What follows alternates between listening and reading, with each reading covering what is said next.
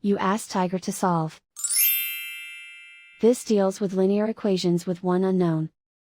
The final result is u equals 8. Let's solve it step by step. Simplify the expression.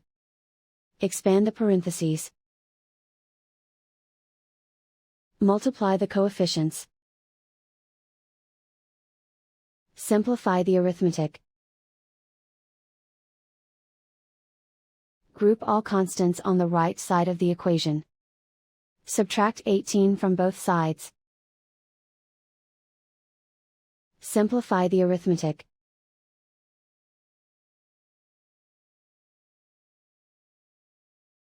Isolate the u. Divide both sides by 4. Simplify the fraction. Find the greatest common factor of the numerator and denominator.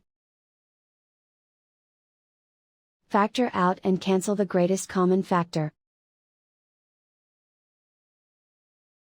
And so the final result is u equals 8.